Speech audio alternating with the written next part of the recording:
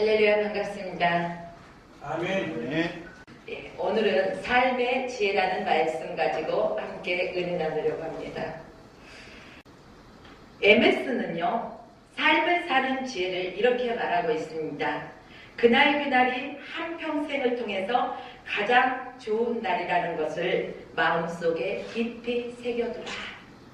그러므로 나는 이 하루에 살아감에 있어서 나는 오늘 행복자야.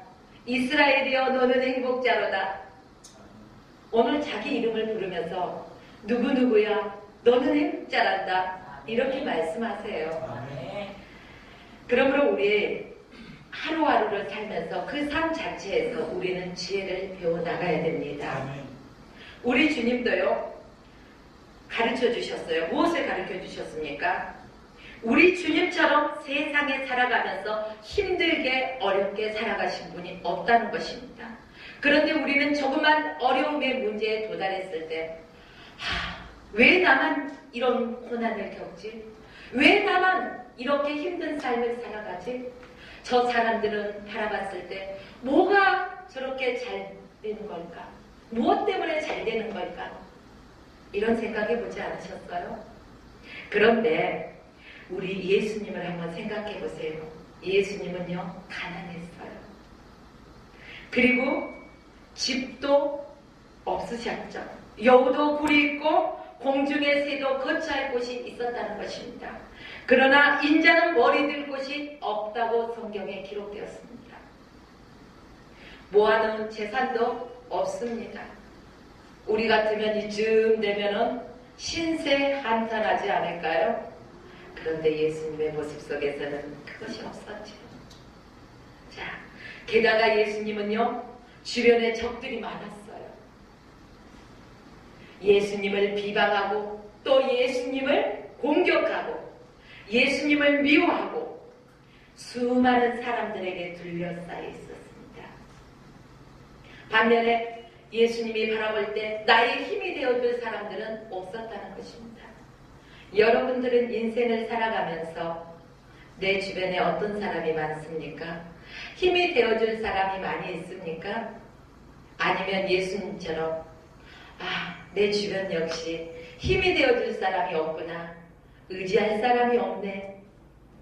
그렇다면 예수 그리스도가 답이구나. 아멘. 예수 그리스도만 바라보면 되겠구나. 아멘. 우리 주님도 그 길을 가셨는데 내가 왜 못 가겠는가? 주님은 나의 인생의 모델이잖아요. 아멘. 우리가 예수 믿는 것, 어떤 부귀영화를 누리기 위해서 예수 믿는 거 아니잖아요. 자, 예수님은요 이제 제자들을 뽑으셨어요. 그래서 3년 동안 잘 가르치셨죠. 그런데 이 제자들을 한번 바라보세요. 하나는 돈에 눈이 어두웠어요. 그래서 돈에 눈이 어두워서 수생을 유대인들에게 팔아 넘겼습니다. 이제 위기가 오자 다른 사람들은요 예수님을 모른다 하고 다 도망가 버렸습니다. 수제자인 베드로, 자기가 보는 눈앞에, 예수님이 보는 눈앞에서 3번씩이나 부인하잖아요. 그리고 사람들은 예수님을 조롱합니다. 그리고 십자가에 못 박습니다. 여러분들이 어떤 삶을 사시던 간에 지금 예수님과 같은 어려운 상황은 아니지 않습니까? 그러면은 여러분의 매 순간순간에서 감사하십시오. 아멘. 히브리서 12장 3절 말씀에 보면 우리 주님은 죄인들의 수없이 거역하는 일에 둘러싸여 있다고 말씀하고 계십니다. 아마 우리 중에 주님이 당한 환경보다 더 어려운 환경을 접한 사람은 없다고 봅니다. 그러나 우리 주님은 내적인 모습을 상징하는 이러한 모습들을 보여주고 계십니다. 갈릴리 바다에서 또 제자들과 함께 배를 타고 가는 것, 폭풍우가 몰아치죠. 자, 배가 물이 들어오고 제자들은 죽겠다고 아우성거립니다. 그보다도 이제 그 가운데서 깊은 잠을 잘 수가 있겠습니까? 그런데 어떻습니까? 우리 주님은 평안하시잖아요. 그 가운데서도 피곤한 주님의 모습을 보여주기도 하지만 그보다 두려움 없이 평안한 주님의 모습을 그 폭풍우 가운데서도 바라볼 수 있다는 것입니다. 우리는 환경을 바라봤을 때는 좌절할 수밖에 없는 그러한 환경입니다. 주저앉고 싶은 그러한 환경입니다. 그러나 어떤 상황 속에서도 흔들리지 않는 삶, 바로 우리 주님으로 인하여 우리는 참된 평안을 누리는 그러한 삶을 살아가야 할 것입니다. 그가 우리 인간과는 전혀 다른 전능하신 하나님이시라는 것입니다. 그는 육신으로 있을 때 우리와 같이 한없이 연약한 인간의 모습을 지니셨습니다. 그리고 우리들과 같은 시험을 받으신 분이십니다. 그러나 어떻게 이러한 수많은 시험 속에서도 바로 주님은 그 평안을 누리면서 살 수 있었을까요? 그 비결을 우리는 말씀에서 찾아보아야 한다는 것입니다.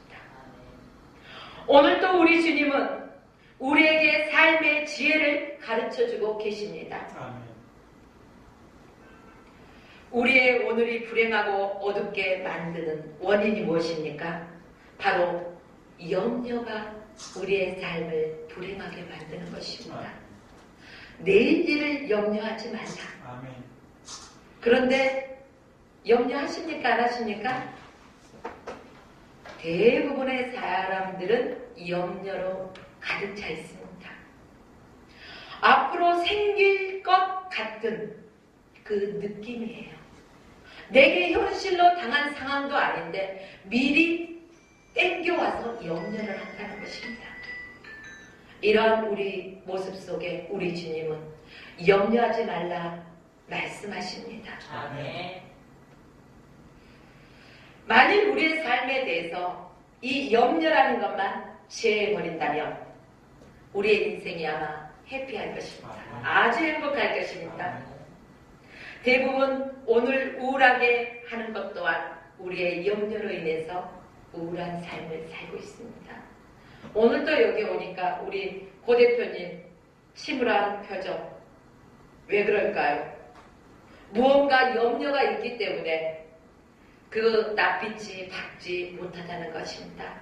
그러나 그 환경 또한 주님께 맡기십시오.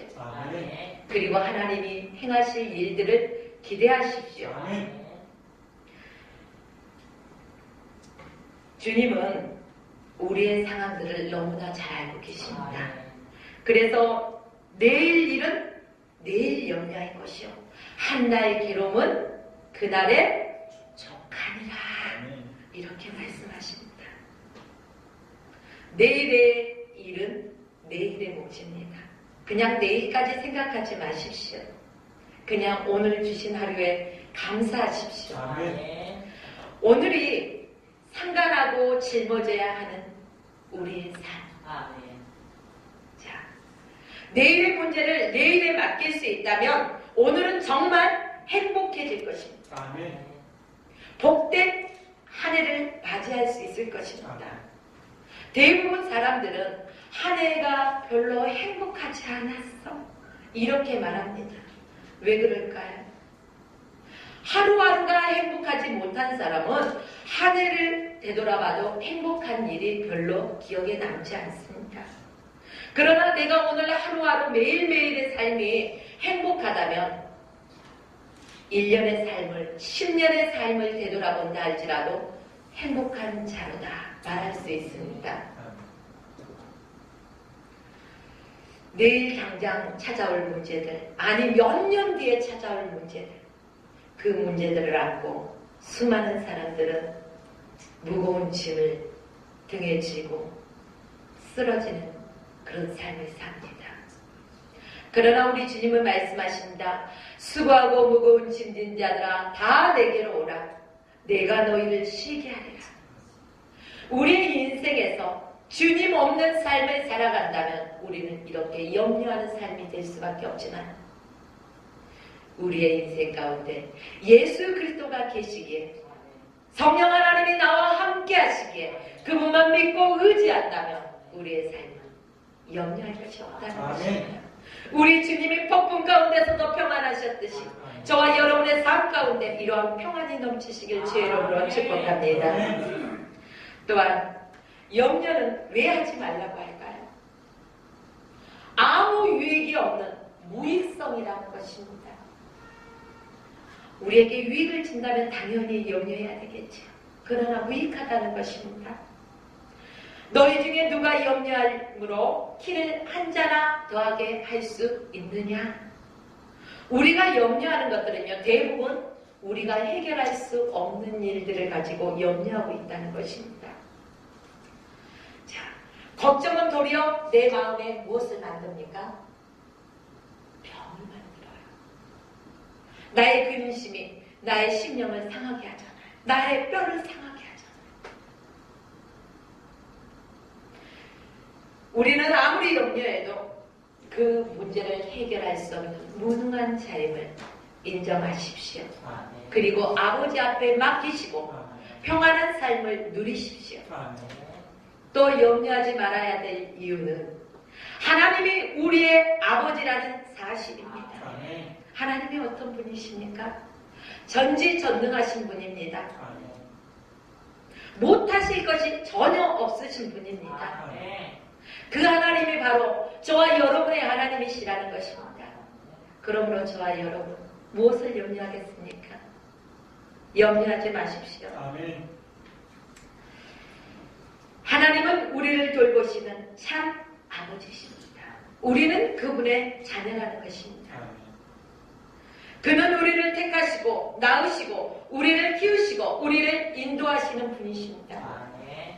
우리가 우리의 인생을 염려하기 전에 먼저 하나님이 우리의 인생을 책임지고 계신다는 것, 그것을 기억하십시오. 공중에 나는 새를 보라. 심지도 않고 거두지도 않는데 하나님이 다 먹이시고 입히시잖아요. 그런데 하물며 너희일까? 바로 하나님이 책임지신다는 것입니다. 그분은 전능하십니다. 그분은 세상을 만드시고 세상을 심판하시는 그런 분이십니다. 어둠에서 빛을 창조하신 분이십니다. 물이 변해서 묻이 변해서 땅이 되게 하시고 죽은 자를 살리신 분이십니다. 그 능력의 하나님이 오늘도 저와 여러분들과 함께 하신다는 사실 기억하십시오. 바로 내일을 염려하지 말아야 된다는 것이 여기에 해답이 있다는 것입니다. 우리 인생에 무익하기 때문에 또 하나님이 우리의 아버지시기 때문에 저와 여러분이 염려할 필요도 없다는 사실입니다. 내일을 스스로 어떻게 할 수 없으면서 수많은 생각을 하면서 자신이 어떻게 해보려는 것, 인간의 생각으로 수단과 방법을 가리지 않고 다 동원하잖아요. 내 인맥을 최대한 발휘하잖아요. 이 어려운 문제 상황 속에서 가장 나에게 지금 필요한 사람이 누군가? 누가 나에게 이 문제의 해결자일까? 누가 나에게 도움을 줄 수 있는 가장 적합한 사람일까? 여러분, 먼저 그것부터 바라보지 않습니까? 저도 때로는 그렇습니다. 그런데요, 이 사람의 생각으로 사람의 도움을 받으려는 이 생각 자체가요, 하나님을 무시하는 행위라는 것입니다. 하나님을 의지하지 않기 때문에 사람을 바라본다는 사실입니다. 얼마나 교만한 삶입니까? 우리 하나님은 교만한 자를 싫어하십니다. 교만은 패망의 선봉입니다. 그렇습니다. 저와 여러분이 하나님을 믿고 하나님을 신뢰한다고 머리로는 알고 있어요. 또한 입술로도 고백해요. 그러나 우리의 손과 발은 어떻습니까? 우리의 마음은 어떻습니까? 먼저 세상적인 방법으로 해결하기 위해서 안간힘을 쓰는 게 우리 보통 사람의 모습이라는 것입니다. 그러면서도 하나님 앞에서 부끄러움 없는 듯 얼마나 당당한 삶을 살아가고 있습니까? 하나님의 관점에서 바라볼 때 얼마나 안타깝겠습니까? 그렇습니다. 우리 앞에 어떤 상황의 문제들이 사람을 의지하지 마십시오. 주변 환경을 바라보지 마십시오. 나의 하나님, 그분만 의지하십시오. 그분만이 해결자이십니다. 그렇습니다. 우리들의 눈앞에 당장의 문제를 바꿀 수 있는 힘, 바로 우리 주님이라는 것입니다. 바로 전능하신 나의 하나님 아버지를 고백하십시오.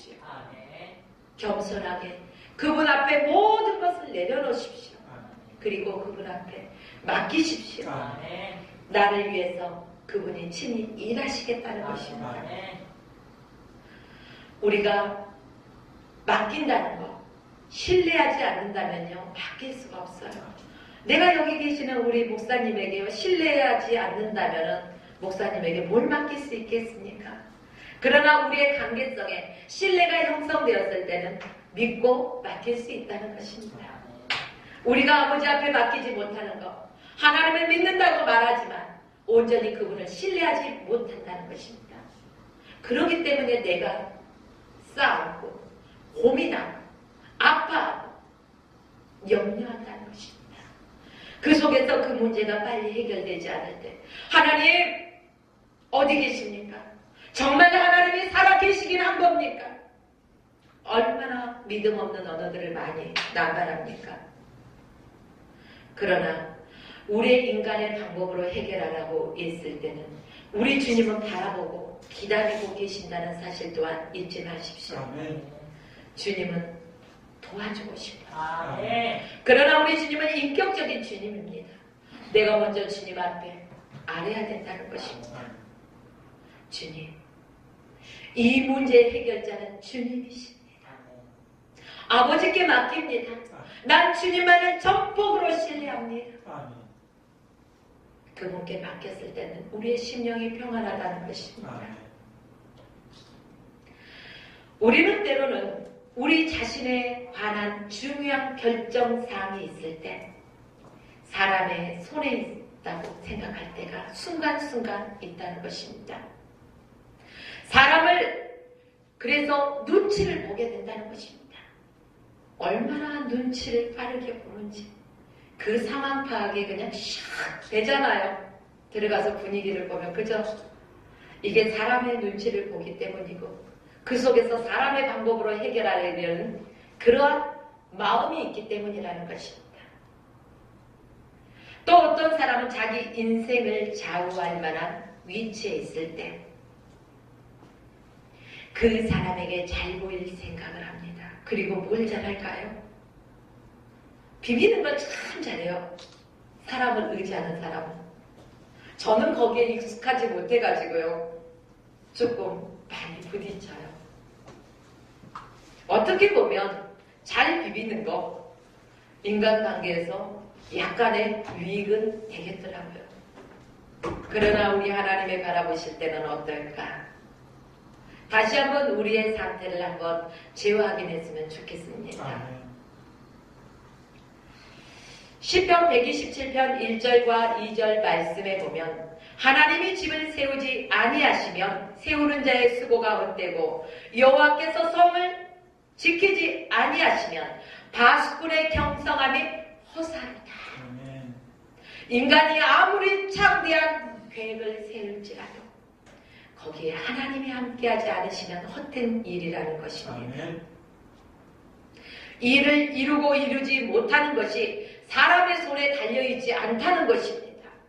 하나님의 손에 달렸다는 것입니다. 아멘.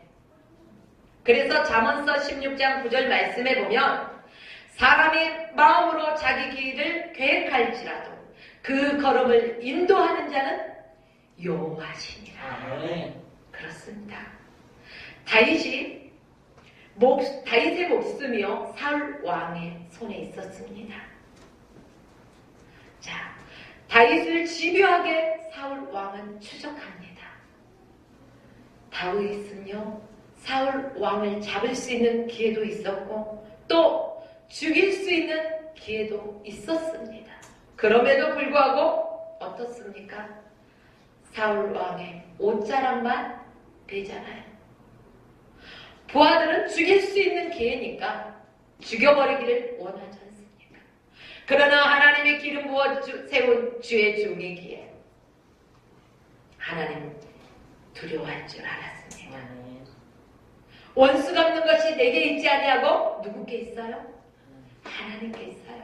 우리 사람들은 다만 무엇을 할 거예요? 무엇을 해야 되냐? 사랑할 권리만 있다는 것입니다. 원수 갚는 것은 주님 권리라는 것입니다. 그런데 우리는 주님의 그 권리를 남용하고 용서 못해. 그리고 정죄하고 비판하고 어떻게든 그 사람에 대해서 해하려고 하는 그런 모습들이 너무 많다는 것입니다. 우리의 삶의 지혜라는 것은 이런 것들을 버려야 된다는 것입니다. 바로 모든 것이 주님의 주권 속에 있음을 다시 한번 기억하시기를 부탁드립니다. 사울 평성에 그렇게 길을 쓰고 정작 다윗을 없애려고 했는데 어떻습니까? 결론은 그가 하고자 한 일을 이룰 수가 없었습니다. 왜 그럴까요? 하나님이 허락하지 않았기 때문이라는 것입니다. 왕이기 때문에 어떻게 보면은요, 모든 걸 할 수 있다. 이렇게 생각하실 것입니다. 그러나 하나님이 허락하지 않는다면 결코 그 어떤 것도 해결되지 않는다는 것입니다. 사무엘상 23장 14절 말씀에 보면 하나님이 다윗을 사울의 손에 붙이지 아니하십니다. 그러므로 우리의 되어져가는 삶의 과정들을 바라보면 하나님이 간섭하고 계신다는 것을 알아야 됩니다. 그래야만이 우리 인간적인 방법으로 해결하려고 힘쓰지 않는다는 것입니다. 이러기 위해서는 어떻게 해야 되나요? 기도보다 앞서는 행동은 하지 말아야 된다는 것입니다. 기도보다 앞서 말을 하지 말아야 된다는 것입니다. 기도보다 어떤 결정이 앞서서는 안 된다는 것입니다. 철저하게 먼저 주님 앞에 무릎을 꿇고 하나님께 아뢰고 그 뜻을 기다리십시오. 기도 우리는 어떻습니까?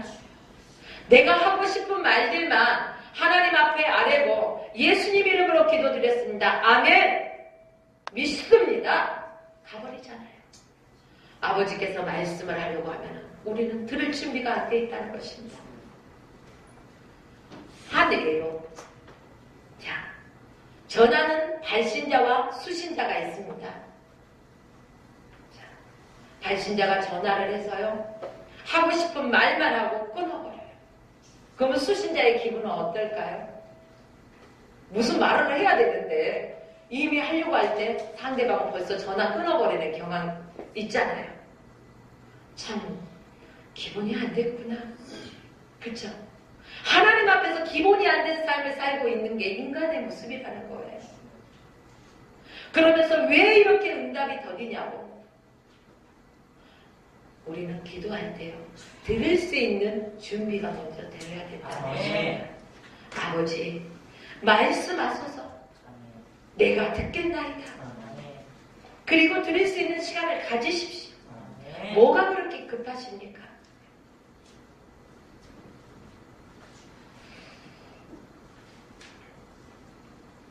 사람의 힘과 때에 의해서 우리의 인생이 좌우된다. 그렇게 생각하지 마십시오.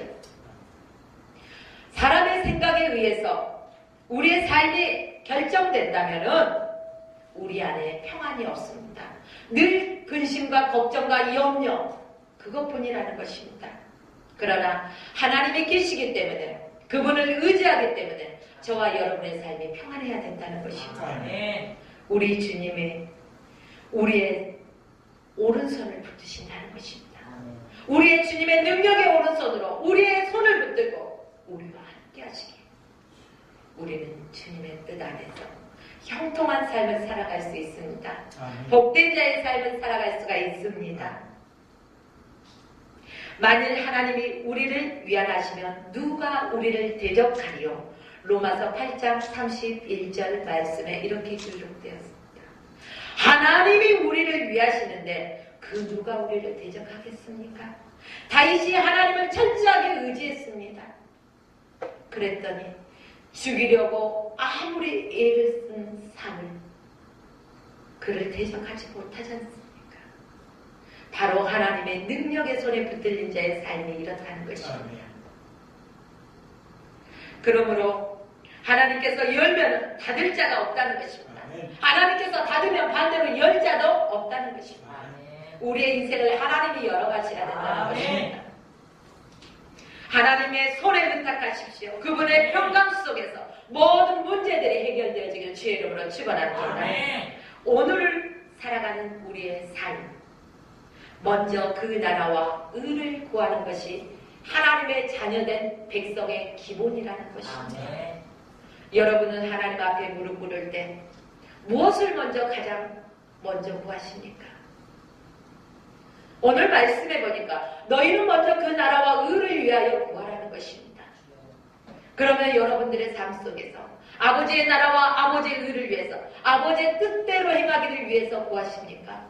아니면 내 육적인 삶을 위해서 먼저 구하십니까? 우리가 하나님의 나라와 의를 위해서 먼저 구할 때 하나님께서는 우리의 필요한 모든 것들을 책임지십니다. 아멘. 또한 풍성케 하십니다. 아멘. 하나님은 쪼잔한 하나님이 아니라는 거예요. 아멘. 조금 주시는 게 아니에요. 아멘. 차고 넘치도록 풍성하게 후히 안겨주시는 하나님이십니다. 아멘. 먼저 하나님의 영광을 구하십시오. 하나님의 뜻을 생각하십시오. 그리고 하나님의 일을 염려하십시오. 하나님이 어떻게 오늘도 행하실까? 그 일을 기대하십시오. 이것이 우리가 하루하루 살아가는 우리의 삶의 지혜라는 것입니다. 이것이 매우 중요하다는 것입니다. 그러나 나의 당한 문제 이전에 우리가 먼저 주님을 생각한다는 것, 말처럼 쉬운 일은 아닙니다. 그러나 우리 스스로를 늘 우리가 주님 앞에 비추는 삶을 살아야 됩니다. 아멘. 여기도 보니까 거울이 있네요, 뒤에. 거울의 기능이 무엇입니까? 자기를 비춰볼 수 있습니다. 내 모습이 어떠한 모습인가? 어디에 깜장이 묻어있지 않는가? 그것을 바라본다는 것입니다. 묻어있으면 묻어있네? 그리고 그냥 나갈 사람이 있을까요? 옷이 이 부분이 잘못됐네? 옷 매무새가 그대로 나갈까요? 그 앞에서 다 단정하게 고치잖아요. 지저분한 거 닦으잖아요. 하나님 앞에서 우리가 이렇게 비추어 보아야 된다는 것입니다. 누구를? 우리 자신을 비추어 보아야 된다는 것입니다. 그래서 하나님 앞에 비추어 봤을 때 내게 잘못된 부분들을 날마다 재정비해야 된다는 것입니다. 사도 바울은요, 날마다 나를 쳐서 복종시키는 것, 그렇듯이 저와 여러분도 나 자신을 날마다 복종시켜야 돼. 누구 안에서? 예수 안에서. 그분이 기뻐하시는 모습으로 살아가기 위해서입니다. 그분을 전폭적으로 의지하십시오. 한나의 괴로움은 그날의 족하니라. 그 말씀을 기억하십시오. 그리고 그 나라와 의를 위해서 구하십시오. 하나님의 뜻을 알고 나가십시오. 지혜로운 종은요, 주인의 뜻을 아는 자가 지혜로운 종입니다. 지혜로운 종은 하나님, 그 주인을 기쁘게 할 수가 있습니다. 우리가 하나님 안에서 지혜로워야 하나님을 기쁘시게 해드릴 수 있다는 것입니다. 그러므로 저와 여러분들이 가장 행복한 삶을 살기 위해서 하나님의 뜻을 알고 하나님의 뜻대로 살아가는 저와 여러분의 삶이 되시고, 또한 여러분의 가정들이 그렇게 날마다 복된 삶을 영위해 나가시기를 주의 이름으로 축원하며 오늘 말씀을 마칩니다.